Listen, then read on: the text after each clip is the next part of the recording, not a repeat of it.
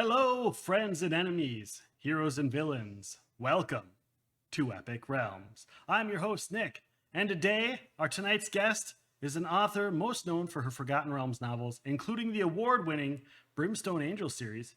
She's also an editor and currently doing content design for the Idle Champions video game, which for those at the live stream can see the free code.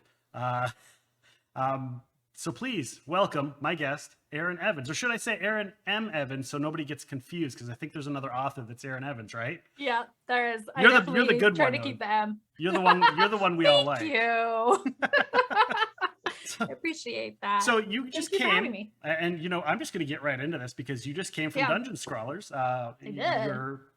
Yang went and raided us, and you mentioned it because I was watching while I was getting stuff prepared. And you were like, we're going to raid. And I was like, oh, that means I need to be on. I need to be live when they're done. Sorry, should have mentioned that. No, that's okay. I love it. I love it. And it's great because my goal, I've had Eric on the show twice now. He's done other stuff with me. I've known Eric for a while now. And he's like, you should have everybody from the Dugneon Scrawlers on. I'm like, yes, I should. Great idea. I don't really want to do them all back to back to back because then they're going to think that, there's something going on. But so yeah, and here you are. I am. But you were doing something, for those that have listened before, we've talked about Dugneon Scrawlers, and it's a bunch of authors role-playing. Yep. But you weren't role-playing today, were you? No, I have a second show. You want to explain what your other show is? Yeah, the other show I do on the Dugneon Scrawlers channel is called Concentration Check. And it is a co-writing show. So basically, I work, and then you join the show and you also work on your project. And then we do the Pomodoro method. So it's 25 minutes of focusing on, writing or editing or game prep, or we had someone who was power washing their driveway. And then we take a little break and we chat with each other. And usually we'll do 4 sessions of work sprints, and then with 5-minute breaks between. And then at the end, we'll have a long break where we'll talk about something that people are interested in chatting about, usually having to do with creativity or writing, or sometimes publishing.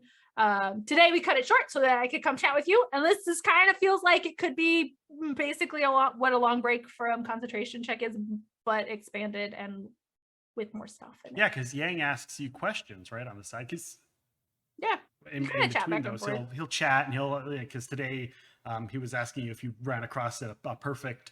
What was it? If you've ever had your first draft has been perfect. Have you ever had a perfect first draft? And I don't think that's the thing. I don't believe if anybody says that they've had a perfect first draft, I'm going to call them out and be like, you're full of it. You are full of it. That's not a thing. Unless your first draft is, hi, this is my name. The end. Something quick and easy. Even still, you could probably punch it up. How long have you been into writing? Like, how long has that been a passion of yours? Oh, I think I started getting into writing in sort of middle school. I hit a point where I was drawing a lot. I was much more into drawing, but I started to sort of draw a series of pictures that were kind of a story that I was making up. I didn't really sit down and start writing until I was like a freshman in high school. And I read a book and I got really mad about it. And so I decided I could maybe do better. I was 14, so I could not, but I had the drive. So I actually wrote 2 novels that year. And then ever since kept going. Nice. But you didn't end up going to school for writing, or did you go to school for writing?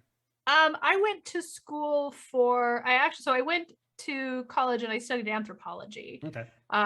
I also have a fine arts minor, and I took enough classes for a writing minor, although I didn't realize I had to declare it earlier than I tried to. So I don't technically have a writing minor, but I did all the coursework. And that was a lot of the school I went to didn't have a writing major anyway, but I also thought I always thought this was going to be like a side job, right? Like I was going to go into academia and somehow also write novels. but that's not what happened. But fortunately, what did happen is I learned a lot about anthropology and the way cultures form, the way people interact, and that's really handy when you're writing second world fantasy. So Right. it worked out. Yeah, it definitely did. Did you role play when you were younger as well? When did you first start didn't. role playing? So the first time I ever and we're talking about like actual TTRPGs, not like I'm playing pretend and Yeah. just to be clear. Yes. Because I think most people did that when they were quite young. Yeah. But so I was like 23. We had moved. I grew up in St. Louis mostly, which is also where I went to college. And my husband and I had moved up here. We were not married yet, but we moved up here to near Seattle. And some friends of his were like, hey, we're playing D&D, like old times. It's like nostalgia. And I was like, I actually never played D&D, which is really bonkers when you think about it. Because like I said, I have been drawing pictures of dragons for an eternity and making up fantasy stories for an eternity. And nobody told me that people played D&D still. I thought that was a thing that happened when I was too small for it. And then it was done. Right. And then fast forward, of course, to when I write my first Forgotten Realms novel, and all these guys I went to high school with were like, oh my God, I love Forgotten Realms. I was like, where were you? My God, you've completely left me in the cold. I forgave them eventually, but yeah. So I didn't play D&D until I was, in my early 20s. Was the first time we played once, because there were 9 people in this party, and nine like adults with day jobs, which I'm sure everybody is well aware that throws your scheduling off. And it was very unwieldy, and I don't think we ever managed to find another time, but I had a lot of fun. So I moved on to playing with other groups, and now I do it in front of people. Yeah, right. How's that to be able to say, hey, I'm on a stream and role playing? Kind of weird. It's kind of fun. I've done. So I play on Dungeon Scrawlers. Mm-hmm. I also started DMing on Dungeon Scrawlers, and that is the first time I've actually DM'd for grown-ups. Oh. And then I've also done some actual play shows with Idle Champions. So they do Idle Champions Presents, and when they do those, I've been fortunate enough to be cast as first Havilar and then Frida from Brimstone Angels. So I got to play my my Realms novel characters. That's awesome. that's I mean, that's cool though. Because really who better to say I know what this character would do than the person that wrote him? That's fair. and I do want to talk to Idle Champions. We'll probably circle back to that a little bit later, because I mean, Idle Champions is a really cool game. So yeah, we'll definitely circle back to that. But when you're writing and we're getting into writing, how long did it take? Like, was it like, I want to write, and then the next thing you know, you got signed on to do your first book, or was it like you wrote like 10 novels and eventually something cool happened? So we go back to that beginning step, right? And I wrote 2 novels like out of the gate. As soon as I'm like, I'm gonna write two fairly terrible novels. And then over the next 4 years, I rewrote them and then started writing other things. When I got to college and I started taking writing classes and really working on craft, I really only wrote short stories, and really focused on writing short stories. I don't actually like writing short stories, it turns out. I've done some, but I think my brain is better attuned for novels. And so then after that, I worked on those, and I kind of started picking up some of the novel ideas I had started earlier and trying to make them work. And then I had the opportunity to try out for a Forgotten Realms novel. And at this point, honestly, so I was working at Wizards of the Coast as an editor. Okay. And for the novels, I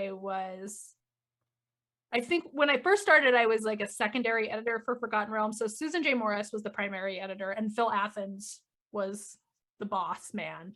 And he did he did a lot of the bigger authors. And I came in and I sort of like picked up some of the newer series, and I did a lot of copy editing and stuff like that, and organizing the library. but we had a couple of us, we had sort of talked like, okay, we're all editors, but we also all like to write. Maybe we should have like a little writing group. And three of us found the idea of Phil Athens reading our work terrifying because he was our boss and he'd been doing this so long. And so we did like a little mini swap. And one of those people was Susan J. Morris. So she had what's called a limited call come up. And so for a limited call, you are looking for authors for a certain number of books. So you ask authors to pitch you ideas. It's not everybody who wants to write a book. It's you, 6 people. And the trick with that is, so if you have 3 slots, you don't want to ask 3 authors, because if somebody says, I can't do it, or someone's like, I have the best idea, space cat people, and you're like, this is Forgotten Realms, that's a little too far. So you need, or is it? or is it? So you need more people than you have slots, so that you can make sure you get the best fits. Right. And so she had a limited call for Ed Greenwood Presents Waterdeep, and she did not have enough people for this call. And so I honestly think that is part of the reason she came and asked me, would you like to pitch a book for Ed Greenwood Presents Waterdeep? Because she'd seen my writing, and so she knew, like, I knew what I was doing, but ultimately I was padding. Except the problem, or the good thing from my case, was that when she and Ed read my pitch for the Godcatcher, they really, really loved it. Now, the bad thing for her is, at that point, I'm her coworker, and they're like, are you just picking this person because you know them? You need some more, you need to show us this is the best option. So she had to do another round. That's how we got to. Well, she couldn't just turn to Ed and be like, hey, Ed, you want to tell them that I'm not the only one that, you know. It's like, just be like, I walk, either give her the book or I walk. I don't think they would have believed it. So you were editing first. How did you get in there editing? Was it just like an application you fill out an application? And it was, yeah. So I actually worked, when I came to Seattle, I had a day job working for a company that did like science performances for elementary schools. And I was running out of steam on that. And I found a small press that was looking for an intern. And so I messaged them and I was like, I have a degree already, but I would love to get into publishing. So I am very interested in this position. Okay. And so that was Paraspora Press. And I worked for them for several years doing things like I would, read slush, looking for new books. I learned how to do layout and how to get printer quotes, which is not fun. And so I got to go with them to conventions and learn a lot about, publishing on that scale. And so at this point, I'm getting a little burnt out on the day job, and I'm looking for editing jobs that I might be able to transition into. And Wizards had posted a position for an assistant editor. I'm like, okay, that's basically what I do now, except it's a whole job instead of a thing I do on the weekends with these people I really like. So I applied because I was like, I can't, what's the worst that could happen? And were you role playing at this time? So you kind of had an idea of what? I was not actually. That was around, I had just done the one thing, and my friend who ran that game, I was like, I need help. I need to know, I need to know what I'm doing, because it wasn't for the role-playing games, it was for the novels. So I think I binge read Homeland and something else, just so I kind of had a sense, because this was another thing, like I only got books from the library when I was a kid, and I definitely took every book that had the fantasy sticker. And I don't know whether it was that my library didn't have Realms novels, or the other possibility is I never put things on hold. I just read what was ever there. So if those books were popular enough, they were flying off the shelf regularly, which I suspect may be the case. I never saw them. But so I hadn't read a Realms novel until then, but I was like, okay, I really care about books, and I really care about story, and I'm passionate about these things. So even if I don't know your world yet, I am going to really care about it. Yeah, you're going to devour that. That's the person I am, right? And that was even like when I went, when I first started, publishing takes a long time, right? So there's a lot of stuff that they gave me to do that was you know, you're like, okay, well, you can do this proofread or you can do this, but they would say like, okay, this is coming down the pike, right? One of the things that I got handed was the re-release for the Sembia series. Okay. So I sat down and I read the whole Sembia series before Wow. I started writing cover copy. Because I was like, I want to know what this is, and I want to know how to, you know, when I take over framing these books, I want to be able to say like, okay, well, I'm keeping an eye so that this style fits the whole set. They had me like reorganizing the library, so I was like, okay, I should like read some of each of these authors if I can, so I can get a sense of where everybody fits into this. Right. So that was fun. Did that make it good for, you know, when because you get a job in there editing, so editing, you got to read the stuff. Was that easy or was that difficult? Because you're reading it, do you get into it and go, oh wait, I'm supposed to be paying attention to stuff, not reading the story? There are some people like, I think that you kind of click in the editor brain, so you are kind of looking for like, where are you signaling the story is going to go, and are you following through on that signal? Did you know, are you hitting enough interesting beats in here? Are you avoiding all the fight scenes? Because we can tell when you avoid all the fight scenes. There are some authors, like I will say I got to edit Julie Johnson, who writes, I mean, we are saying like you're never perfect the first try. She's the person I know who's gotten the closest. Her Unbroken Chain, The Darker Road, I was like, I feel like I must be missing something, but I think you just need to tweak up, you know, these 3 scenes to make it all, you know, fit together tighter, and then you're done. She's a very, very tight, clean writer, and a good read, right? So there's definitely times where you can kind of just get sucked in and have to go back and check it, but it's easier than something like proofreading. Like if you're proofreading, you're checking for like, is the comma in the right spot, and then you don't want to sink in. But if you're editing, you do want to sink in a little bit, because you're trying to gauge what the reader experience is going to be, so it's a little better. It helps if you're writing notes on the thing as you go. Like, so then do you read it for work, and then do you go back and reread it just for your entertainment, or the other way around? I think that by the end of it, you've read it so many times, it's hard to go back and read it for entertainment. Okay. I'm trying to think though, because I mean, there were a lot of books I really loved, so I wouldn't be too. Oh no, I didn't edit that though. I was like, oh, I have a very beat up copy of Shadowbread, but I didn't edit Shadowbread, so that's not the same thing. So you mentioned earlier when you were on your show, editing your own work. How hard is it to sit there and look over your own stuff before you send it off, or do you just send it off? I don't think it's too hard, but with 2 caveats. One is you're always your own worst critic. So everything is sort of like, well, this is trash. At least that's my experience, is that I'll just be like, oh no, I think this is terrible. But the other thing is that, like I said before, when you are so immersed in it, it's really so I have a podcast about writing called Writing About Dragons and Shit, and this is a slightly crass example, I'm realizing now, but the thing about writing and editing is, like, when you're writing, it's like you're building a house that you're also living in.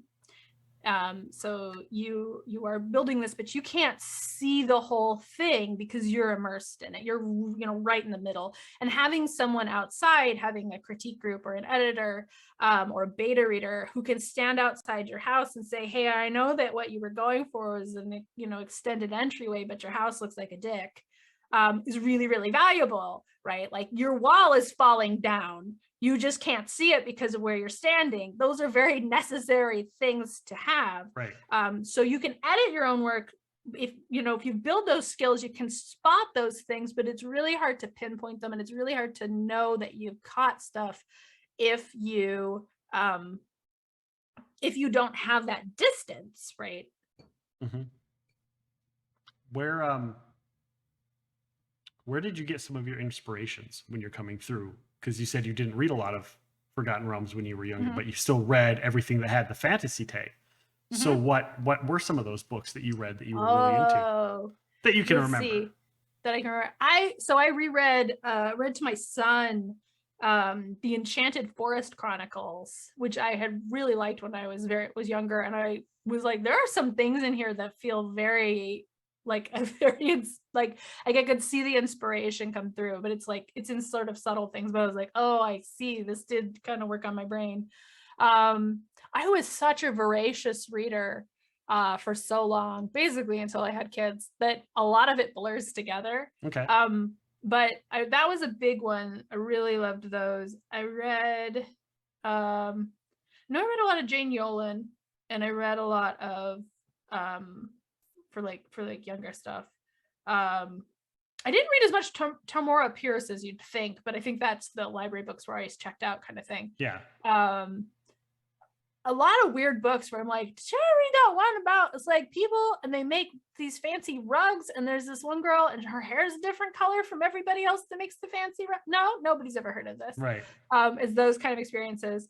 And so that gets a little mixed up. This is an interesting question though, because I'm suddenly like, oh, there was one about the Jaguar priestess that I definitely checked out multiple times. That was from the adult section though. That was one of those.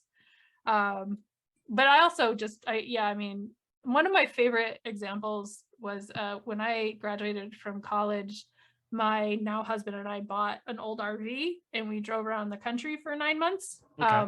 That sounds fun. It was a lot of fun. You can't get not a credit card. You can't get a library card in an RV because you don't have a permanent residence. Right. So I couldn't check out library books. Oh no. Yeah, but again, voracious reader. But what I found out was if you go to Goodwill, you can get paperbacks, and they're like $0.25 each at this time, or it's 10 for $1. So I'm like, I'm maxing this out. I'm going to get 10 for $1. So it's like, okay, well, here I'm going to get, all of these fantasy books, right? And so there's some classics in there. You get 9 Princes in Amber at this point. I think that was when I finally read Lord of the Rings. And then also you're like, okay, so you get all of the fantasy books, and that's 4 books. You need to find 6 more books to get them for $1. Yeah. And so that's when I read my first vampire romance. That's when I read my first true crime novel. Okay. Read some Westerns, really like Elmore Leonard a lot. Yeah, like you kind of just go, okay, I'll give this a try, which I think if you're writing is really important, because if you only read in one genre, and that's the genre you're going to write in, you're sort of recycling a lot of the same stuff. You're not bringing in fresh stuff. Right. And so if you're reading widely, if you're experiencing things widely, you can borrow from all of that and sort of feed it back in. And especially fantasy is, I think, a genre that craves that and also rewards it. A lot of other genres are really strict about sort of what is the structure going to look like. A mystery has a really specific structure. It has to turn a certain way. A romance, people are going to be really mad if your romance takes half a book before anybody kisses, right? You got to make these things happen in a way that it rewards the reader's expectations while also surprising and delighting them. Fantasy mostly just needs, like, you need to keep moving through a through line, and then you need to give me a reliable amount of weird. Yeah. And otherwise it's very flexible. You can steal plot structures from everybody, and it will feel fresh and cool. I think that's one of my favorite things with the D&D books or the Pathfinder books or anything like that, where it's like you can have one and it's like it is a romance, it's still a fantasy novel, and then you can have another one and it's like an action-packed whatever, or then it's going to be a mystery, or it's like a horror. You don't know what you're going to get, but they're all fantasy because they're set in these settings, and so you can steal from those, especially like Eberron, where it's designed that way, where you can have the spy books. And it feels like a spy novel, and then you can have like a traditional fantasy, or you can have like the train heist on on a light rail or whatever. So that was what I did after, and once I'd been there for a while, I became the Eberron line editor. Right. So those are my babies. Thorn of Breland are great spy novels. Do you prefer playing in a certain setting, like in Eberron or Forgotten Realms? No, I enjoy them all differently. I've played a little in Eberron. I've played more in Forgotten Realms. I've played a lot in homebrew settings. Right. And I think, they all kind of reward different, sort of different, it's different for different characters. I find I need my characters to be really grounded in the setting. So I like that about established settings, that I know what I'm doing. I can be Right. like, Cecilia is from Rashomon, and this is what that means. But what I like about homebrew is that the ability to go back and forth with the DM and be like, this is the kind of character I'm thinking of, and they'll be like, okay, well, this is what happens to sort of set your character off, and I'm like, cool, I like that if I can have this sort of thing, and we can build it together. But I like that ability to kind of ground my character in setting, because I mean, I think if you read my books, that's kind of an important part. Do you see a difference in the development between the two, Eberron and Forgotten Realms, and their books and how they're produced, or how they were produced, I guess? Yeah, somewhat. I think for Eberron, one of the things that we were aiming for was the experience would be a little different. Mhm. Eberron had a strong sense of like, we're going to echo pulp novels. And so Eberron was actually, we started I remember pitching, we're going to do like, pick a character, and these are episodic character stories, and the authors can have a bigger arc, but we're really pushing for, this is the adventure of Abraxas Wren, versus this is a trilogy about Abraxas Wren.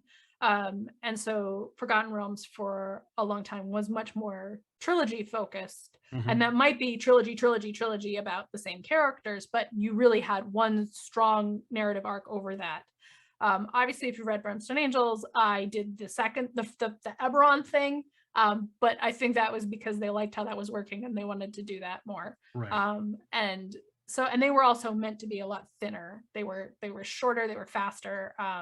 They were meant to very much echo those pulp novels.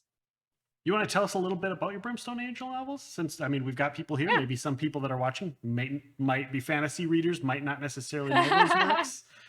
Yeah. So the Brimstone Angel saga is a 6-book series set in the Forgotten Realms. It follows a tiefling warlock named Farida, her identical twin sister, the Glaive Master Havilar, and their adoptive father, their dragonborn father, Mahed. As Frida makes a pact, and chaos ensues. And, I like to tell people it is this story of, like, over the 6 books, it's a story about how you kind of become your adult self, how your family becomes your family of origin, because you have these teenage sisters and their very protective father, and the world starts getting tricky, and they have to decide what they're going to do, and their dad can't tell them what they're going to do, and they can't ask each other, who am I? So it's a story about how you kind of become yourself. It's also about fighting devils, and a lot of that, and other things. If you like Cormyr, Fire in the Blood is my love letter to Cormyr, which I wrote with a lot of guidance from Brian Cortijo, and I love it a lot. And Ashes of the Tyrant and Double, are kind of the last 2 books, and those together are my, here's what I think Dragonborn should do. This is where I start to say, on my tombstone, I should say Mother of Dragonborn, because I put a lot of stuff in there. Nice. But they're fun. So, as I've said before on the podcast, I very rarely will mention something that our live chat says until our Q&A session afterwards. Mm-hmm. And I don't normally do that, and I've said that before, but I do break that once in a while. And somebody wants to know if you could share the Brimstone Angel song. Yeah, I guess I do. Can I, if I play it, will it just come out if I play it off my computer, will it come with the speakers? Does that work? I don't know, maybe. I may have to turn off my headphones to do this. So here's the story. This is or tell us about it if it doesn't work that way. I'll work on it and we'll figure it out. But you can send it to me and I'll put it in post. How's that sound? There we go. We can do that. If we'll start it right here. Cut. So Idle Champions has so the characters from Brimstone Angels are in Idle Champions, and they do a show called Bardic Inspiration with Jason Charles Miller, who is a fantastic songwriter, and he writes songs about the characters. And here, let me see if I send somebody you the just link. said that they're going to share the link with us in the chat in the live stream. Okay. And I don't have it on Spotify yet. So he writes songs about the characters in Idle Champions, also about D&D things. There's a gelatinous cube song. One of my favorites is the Strahd song, Drop of Time. It's a bop. However, I'm a little biased, but Brimstone Angels Go Go Go is the song he wrote about the twins, and it's delightful. And I got to help, and so they said like a pop punk song. It sounds. People often say it sounds like an anime theme song, and that would be delightful. Oh no, Trevor can't post That's it. all right. I got the link in time. Okay, one cool. One of our moderators can probably undo that. Yeah, there we go. Thank you. So yeah, so it's so they put out an album. They've actually put out 2 albums now, which are now available on Spotify, Apple Music, and the other one. And you can download the Bardic Inspiration Volume 1 and Volume 2. And Volume 1 includes Brimstone Angels Go Go Go, which is, again, really, the first time we played it, I just cried. Was so delighted by it. And then they had it re-recorded with Kenley Shea as the vocalist, and they sprung that on me during Idle Champions Presents, and I cried again. And for those that are listening to the podcast or the people that are live, speaking of Idle Champions, we do have a code for you all. So get your pen and paper out, and we will read off to you. It is PIPA REMS SKER. So that's going to be your code, PIPA REMS SKER. So that is your code for Idle Champions. Tell us a bit about Idle Champions while we're here, because we're talking about this and we're talking about the music, but let's talk about the game. Idle Champions is a strategy game that unites iconic Dungeons & Dragons characters from novels, campaigns, and popular shows into one epic adventure. It's a lot of fun. It's an idle game where you have little D&D heroes fighting against D&D monsters, and it's just really charming. And part of the game is like you could just throw those little characters up and like let them fight, but if you organize them, they affect each other in different ways. So the formation that you build changes how effective they are. So I started working with them when they contacted me to say they wanted to put Farida in the game. And this was a wonderful experience. They sat down with me and they asked me, what's important about Farida? What kind of equipment does she have on her? What do we need to know? One of the things that I always say about Farida is that if she doesn't like pose, and this is a conversation I've had with a lot of cover artists, like a lot of times they want to make ladies be like, ugh. And I'm like, Farida doesn't do that, right? She doesn't. If she smiles, she doesn't show her teeth. She's very like reserved. So you'll notice like they later added Havilar. You can always tell it's Havilar because Havilar's teeth show when she smiles, and Farida's don't. Okay. And so they did a really great job. She's gorgeous and she's very fun to play, and I love her so much. Yeah, they since added Havilar, and then they added Mahen, and now I work for them and I write the adventures. So it isn't a game where you really have to read all of the text, but if you do, you'll get charming dialogue and fun adventure from me. What are some of your favorite characters to play? Your own? Do you just have a team of your own characters? I always play my own characters, and I will tell you the truth. When people post their like screenshots, I always look if they're playing my characters, and I judge them if they don't. No, I hear Mahen is kind of tricky to play, and I have to admit, when I've played him, I've never quite gotten the swing of it. Although he's been punched up, he's gotten his tweak in, so that he's a little more effective. And yeah, I like Kira is great, and she does that big fire screen thing. There's Artemis, some fun ones. Artemis is probably like, as soon as I was like, I don't spend money on games a lot, but I'm gonna spend money on Artemis. That's just me. And then when I read his ability, I was like, oh my god, he's disgusting. Okay, I guess I'm gonna have to do a lot of thinking to figure this one out. Also, really, like, there's an evergreen character that I helped develop. I mean, I do do the like text. I do the Yeah. story part. And the developers are for this particular thing, Peter Lee did a lot of the work on her. Blue Sheet, and she's a bullywug. She's like a magic tank, right? So she gets more powerful when she dies, and she turns into like a ghost. And what had happened was I was writing the adventure that Blue Sheet, that the character was going to come out in, and I didn't know what it was. They just said they're going to be evil, and we need somebody who's not a human. So we're thinking a bullywug, because it was the Witchlight adventure with all the bullywugs. Right. So I was like, okay, it's like a teenager that the character Morgort, who's taken over after the coup, is like, this is my cousin. They're just a lot of trouble. It's a lot of trouble. Please take them with you. And then they came back with this design, and Peter's like, I'm picturing her as a little old lady. I was like, okay, but what if it's a teenager? Because let me tell you, I love this even more if it's like a gothy 14-year-old bullywug who's just very extra. And she's amazing. She's fun to play. She's really cute. And I actually got to play her in an actual play show. Okay. With some people from Codename Entertainment, and they were all playing kobolds, and I was Blue Sheet. Oh, that's great. A kitten. It was nonsense. It was wonderful. And I like the fact that you can sit down and you can just play it and pay attention and play it, and you get a cool story. You can affect characters, you can modify, you can shift stuff around. But I also like the fact that if you need to step away, you can step away and it can just run. Or if you're a streamer, you can, you're playing another game, you can have that running as well. Like, there's so much flexibility with the game. And the fact that I mentioned it's free.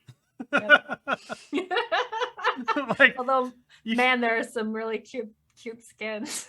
Yeah, there is. There's a lot of cute skins. I saw some of those Christmas skins they did. I was like, oh my gosh. Are they literally wearing a Santa hat? Come on now.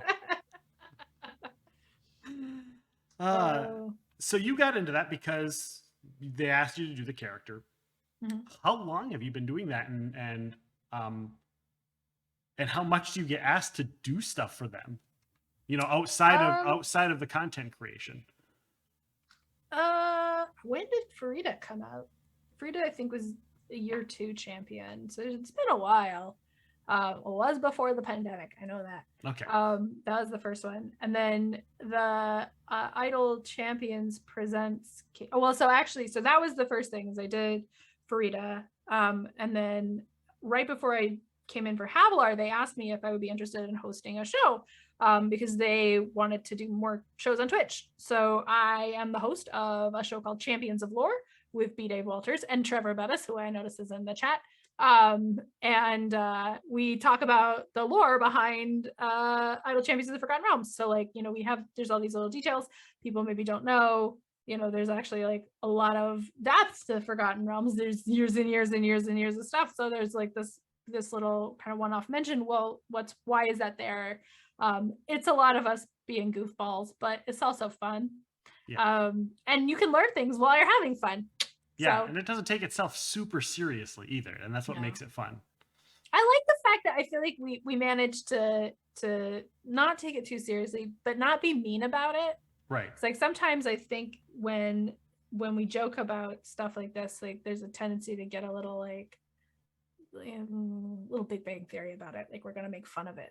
It's like, we're not making fun of it. We're coming from a place of love, right? Like, if we joke about Orcus and his boombox trying to suppress the Raven Queen because we don't think the justification for him taking over the Shadowfell is necessarily the most logical.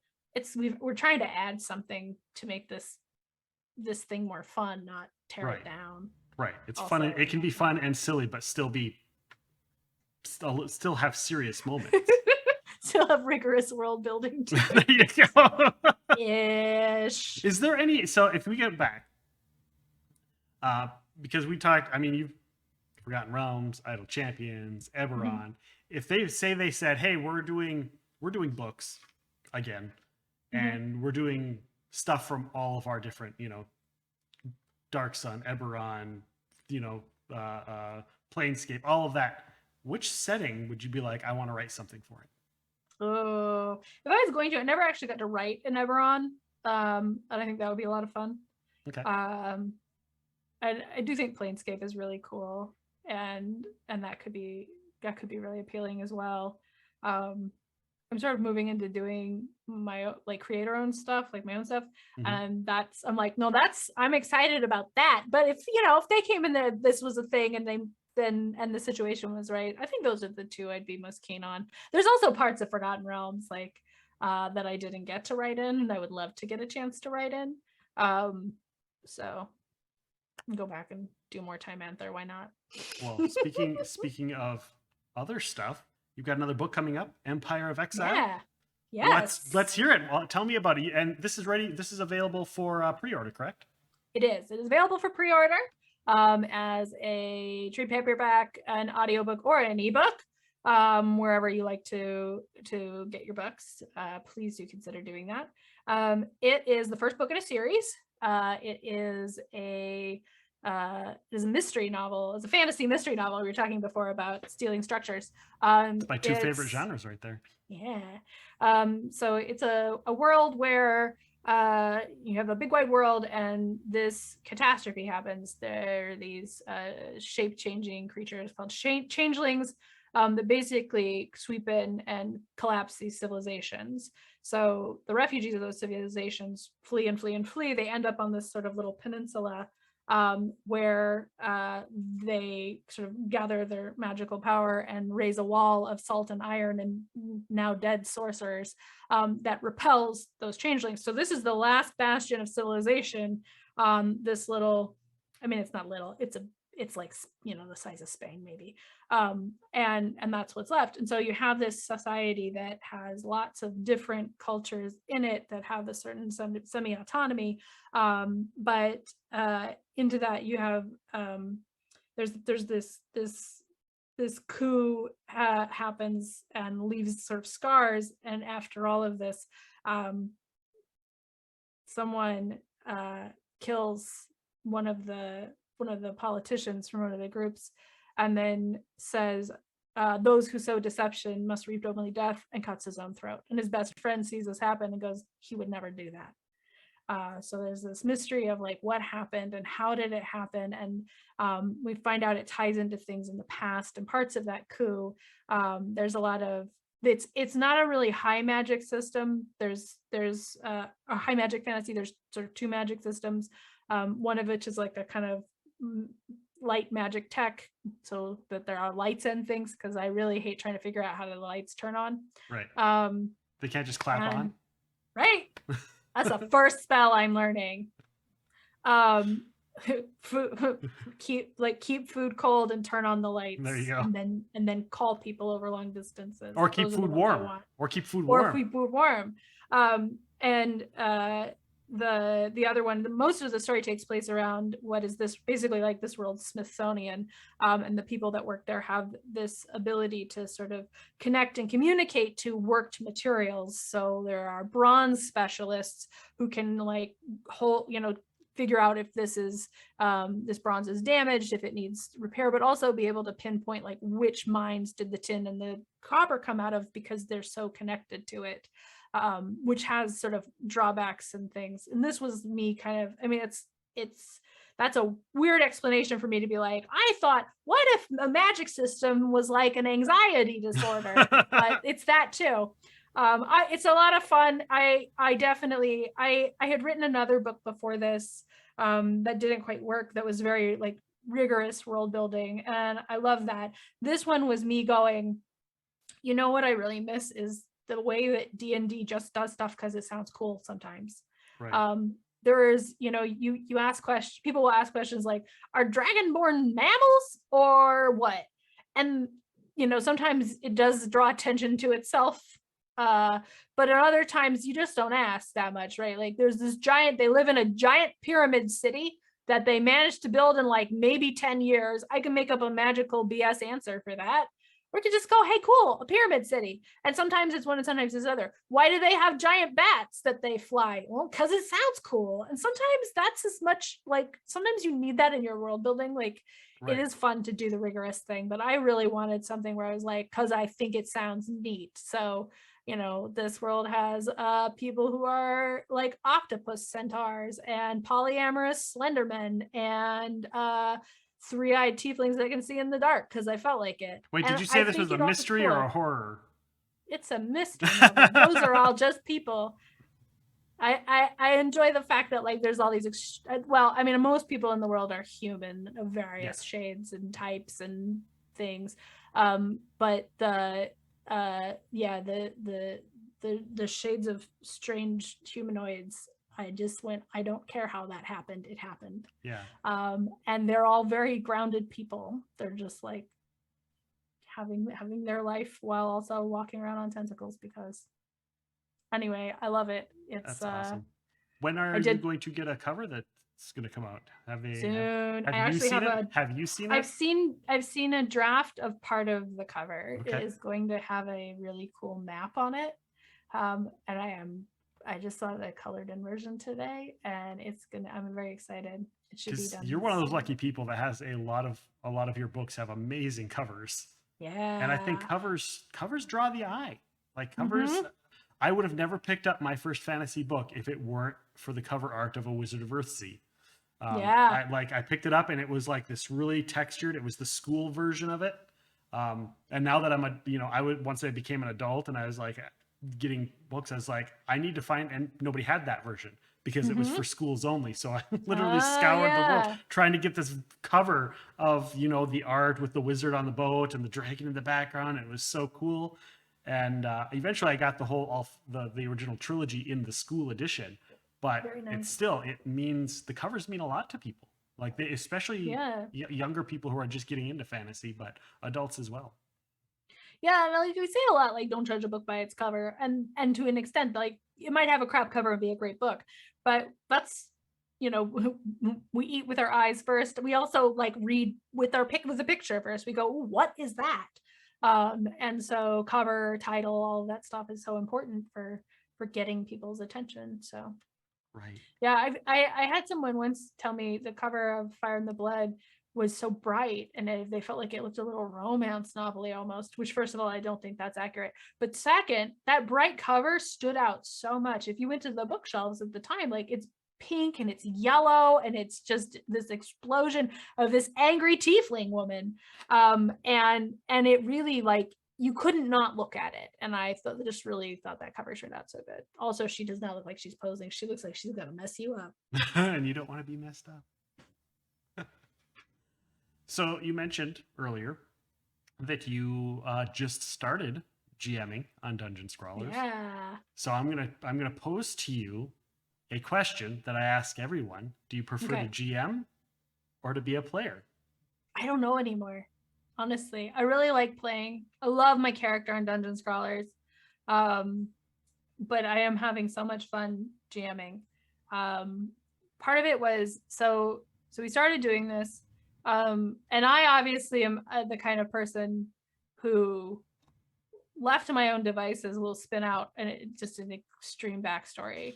And so early on too, there wasn't a lot of stuff that was pointed directly at Cecilia, and that's fine. But as we were going, like I had started pretty bare bones. I was like, she's a warlock, except she doesn't tell anyone that. She wears a mask from the Wicklerin of Rashomon, and she'll tell everybody she's a witch.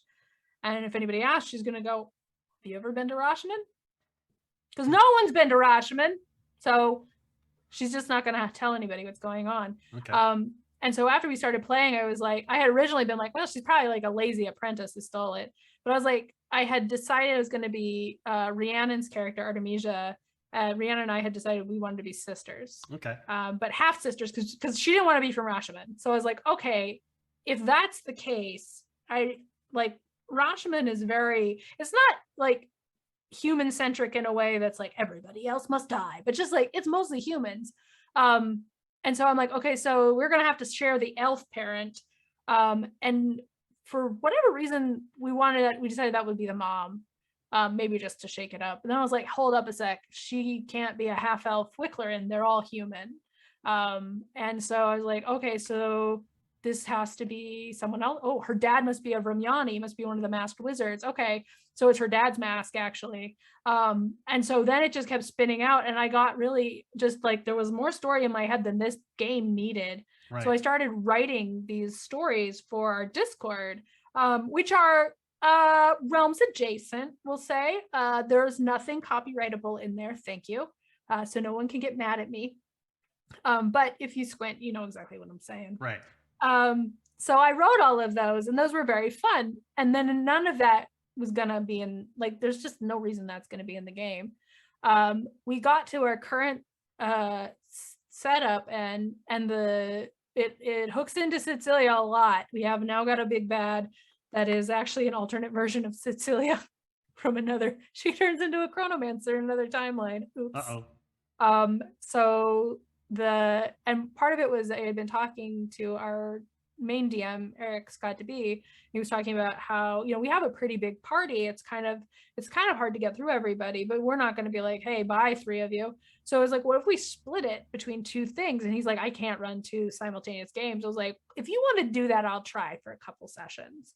And then, yeah, the players were like, you know what we should do? We should go to Rashomon and find out, like, what happened? How did this happen? The split, like, what can we figure out about this big bad that will let us stop her? Right. So I just went, oh wait, I wrote all these short stories about growing up in Running Rocks.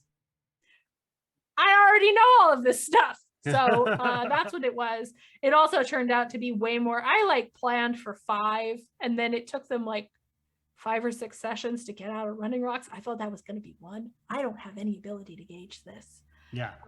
You'll get there. I hope so. But it's been really fun because it's the difference. Like, I feel like when I'm playing a character, I'm looking to sort of carve out a character arc, right? To sort of be like, you know, how am I going to make impactful choices? What is my character trying to become? And like, how does this speak to those things? Like, it's not just, I want to stab the monster. Those are also important. Right. But you know, where am I pointing at? And with DMing, like, I want to leave those obstacles for players. I want to leave puzzles for players. And I want to think about what I know they want to do with their character. Yeah. You know, when they were in Running Rocks, one thing that I knew Rhiannon wanted to do is give Artemisia. Artemisia's had some really horrible romantic catastrophes happen. And she really needs to learn, she really wants her to learn about, like, how to have a functional relationship in a different way. So being like, okay, this cute Vermiani is going to flirt with you, and it's not going to be the same story because he's not, like, there's nothing, he's not offering you any kind of status thing because nobody knows him. Right. And stuff like that. And you know, knowing what the other players have sort of said they're keen on, like, being able to figure out how to pull that out while we're telling the plot of this story is really exciting. And I like talking. I like being an NPC talking. Those NPCs in combat, I don't like that part, but right. And also, I've done a couple combats. The first bunch was a lot of mystery solving and talking because those are my favorites. But I like setting up the combat where it's like something surprising is going to happen. That's a really good feeling. That's really cool. Yeah. Or catching them off guard. Where you're like, we didn't see that coming. Those are always fun things. So the last one, they went looking for the Durthan of Rashomon, the rebel witches, and they came across some Nar demon binders, and they were like cleaning up, like they were just wiping out all the Nar, and then the demon binders finished their summoning, and a Merilith appeared, and I loved how excited they got. It was very fun. Nice. Well, I'm glad you're getting excited for it. It's not very often that you get to find somebody who's GMing kind of for the first times, and they're excited for it, even though I'm sure it's still a little terrifying. It's still like getting excited to see like that development, and for someone who's got such a broad and amazing skill at storytelling, that's going to be great for them as well. That's been a lot of fun. And you don't have to respond to that. That's a compliment. So there you go. You have some upcoming events coming up, yeah? Yeah. You've got another I'm gonna be podcast coming up, some Well, the public podcast is just events. the one I do every week. So Okay. you can listen to my podcast every week, writing about dragons and shit, All right. wherever you download your podcasts. I'm also on Champions of Lore on twitch.tv/CNE Games at 11 a.m. Pacific on Wednesdays. And then at 6:30 p.m. Pacific, I on twitch.tv/Dungeon Scrawlers. I do Dungeon Scrawlers where I either play Cecilia, who's definitely not a warlock, or I DM while they run around Rashomon. And then this summer I will be at Gen Con. I know that for sure, doing the writing symposium, and maybe some other stuff. Awesome. Well, I will definitely also be at Gen Con, so I will probably see you there. I'll hunt you down. Your Twitter account is at Erin M Evans, and Facebook /Brimstone Angels. Website erinmevans.com or slushlush.com. I was going to ask you. Well, we'll ask you about that in the after. They will condense into one soon. I will have a beautiful website soon. So check back for that. Awesome. And of course, as we mentioned, twitch.tv/Dungeon Scrawlers and Writing About Dragons and Shit, the podcast. One word, right? One word. Writing About Dragons and Shit. That's a long word. That is one long word. Ladies and gentlemen, boys and girls, friends and enemies, June 13th, we're going to have the author of the wildly popular Preternatural Chronicles, which is a unique urban fantasy filled with smartassery and pop culture references. Hunter Blaine will be joining us on June 13th. June 27th, we're going to be joined by game designer Jason Bullman. He's the lead designer for Paizo and the creator of the Pathfinder role-playing game. So you want to join us June 27th for that. That is going to be amazing. He's got some amazing stuff coming up he wanted to mention for us. So there's that. July 11th, creator and owner of Pinnacle Games, the creator of Deadlands and Savage World, Shane Hensley. He's going to be joining us along with his lead creator and designer, John Goff. So that's going to be July 11th. So make sure you stick around and watch all of the shows. And if you can't watch it live, it's on podcast. So you can find us anywhere podcasts are found the day after the live stream. So make sure not to miss an episode. Go back and listen to previous episodes if you can. Rate and review, and it helps us and it helps our guests. So for Erin Evans, thank you so much for joining us right here on Epic Realms.